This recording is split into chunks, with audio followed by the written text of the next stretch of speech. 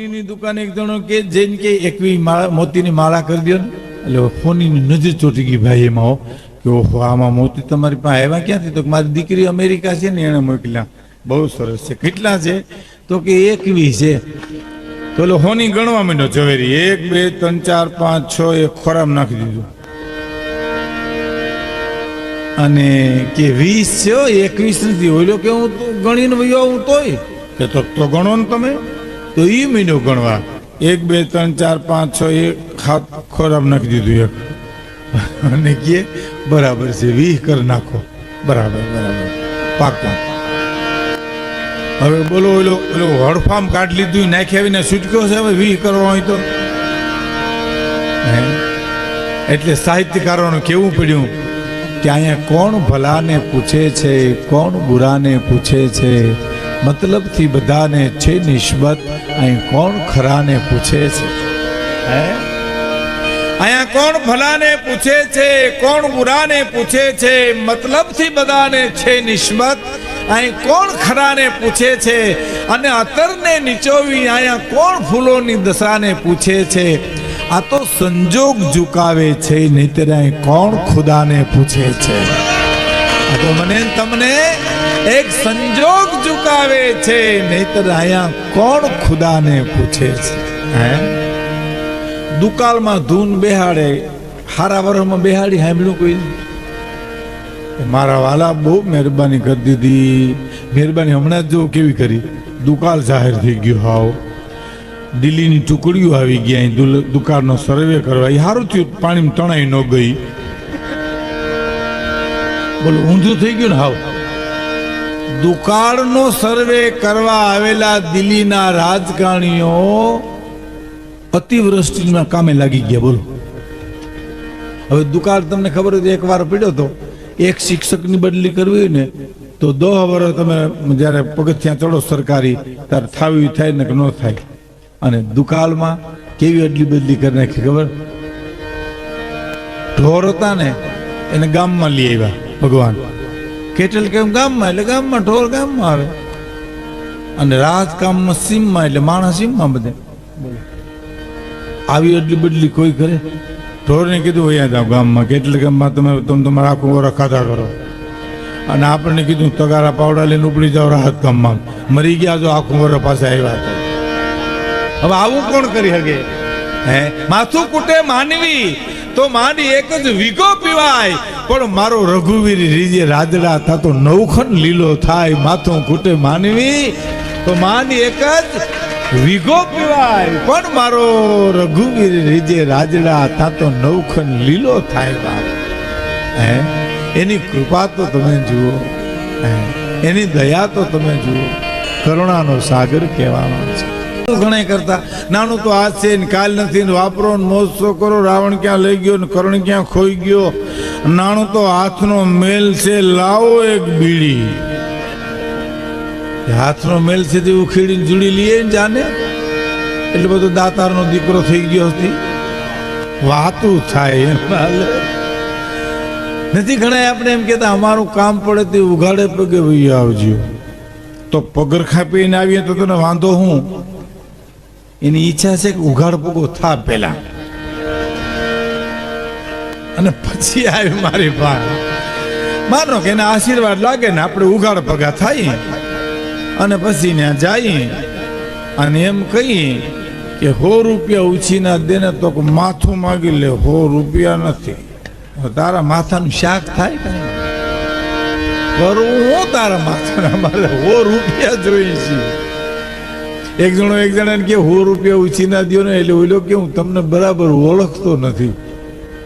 તો કે બરાબર ઓળખે કોઈ દેતું નથી. જાવું ક્યાં? આગળ હાલ્યો. એક જણાને કે 100 રૂપિયા ઉછી ના દો ને. હાલ્યો લઈ જાઓ. ઓલો કે 50 રૂપિયા લઈ જાઓ ને 50 પછી લઈ જાઓ તો તમારી જેવી જરૂરિયાત. 50 રૂપિયા લઈને વયો ગયો. એક વર્ષ સુધી દેવા ન આવ્યો. પછી ઓલા ગરદણે કીધું પોર તમે 50 રૂપિયા લઈ ગયા, એ તો દઈ જાઓ. તો કે ઓલો કે એમ તો નથી, મારા 50 રૂપિયા તમારી પાસે પડ્યા પોરના. ઓલો કે શેના? તો હું 100 રૂપિયા લેવા આવ્યો તો 50 રાખી ગયો તો 50 લઈ ગયો તો વળી ગયા. હામાં તમે આને કેમ પૂગો કેમ? ઘરના દીકરા ગાળિયા કરીને જ રખડે, હાવ કોની ડોક રાખી આવે. છોડવું પડે, આપવું પડે. આપણા ઘરમાંથી કૂતરું રોટલો ઉપાડી જાય, આપણું આખું ઘર ડેલી સુધી જોડ્યા જાય અને આપણા હાથમાં ન આવે ને પછી આપણે એમ કંઈક મારા દાદા વાહ ભલે ખાઈ જાય, ભલે ખાઈ જાય. એ રોટલો કોઈ દાદાને પૂગે નહીં કાંઈ, કારણ કે નાખ્યો તો નથી એના જીવના જોખમે ઢળડી ગયું બિચારું. એને ઉદારતા કહેવાય. બોલા મોઢામાં દાંત નો 80 વર્ષના બાપા એમ કે બાપા કે હવે દીકરા શેરડી ખાધે જેવડા થયા ને એટલે અમે નથી ખાતા. અમને ખબર તમે હું કામ નથી ખાતા. એ મોઢામાં દાંત નથી ને એટલે મૂકી ન આખે આખા માદરિયા ગાંઠું હોતા ખાઈ જતા. તમે તો તમે ઉદાર, એ ઉદારતા ન કહેવાય. મારો કહેવાનો અર્થ દેવું પડે. હાવ છેતરપિંડીએ ન હાલે, ગાળિયા કરીને ન હલાય. અને છેતરી તો હું ભાઈ દુનિયાને હું તમે છેતરી ગયા હાલો, પણ આપણને કેવી રીતે છેતરી ગઈ? આપણે કેવી રીતે છેતરાય? અંદરથી તો અવાજ આવે ને કે આ હું કામ ખોટું બોલશો ભાઈ. 5 જણાને આપણે ન ખબર પડવા દઈ, પણ અંદરથી તો કે ને, અંદરનો આત્મા છે ને એનો અવાજ ઈ જ સાચો અવાજ છે ભાઈ. ઈ જો સાંભળ્યા કરીએ તો માણસ ખોટું ન કરે. પણ આને ઈ સાંભળવું જ છે ક્યાં? માણસ એટલો બધો એંગેજ છે કે અવાજ જ ક્યાં સાંભળે છે? હે છેતરવું બસ. એક જણો વેપારીની દુકાને જઈને કે શેઠ બાપા માખિયું બહુ કરડે હો, માખિયું કરડે કોઈ. શેઠ બાપા કે તને તો હરફ કરડે ને તો ઉધાર નથી દેવું. તું જે આવ્યો ગાલીઓ ગંઠીને આવ્યો છો એ તને નથી દેવું. કાંઈ નહીં, આગળ આવેલો એ વેપારીની દુકાને જઈને કે તમાકુ છે તો ઘા સારી છે તો ઘા કડક છે. ઓલો કે આ પડી જોઈ લ્યો ને. તમાકુ જોવા દીધી હળી ચૂનો લઈ લીધો. બોલો હથેલીમાં ચોલીને ઓઠમાં દાબીને કે મોળી છે, કડક નથી, માધુ પર જઈને ખાઈ લે. વેપારીને એમ થયું કે માગ્યો તો ના પાડવાના હતા, આમ ગાલીઓ નાખી લઈ જાય.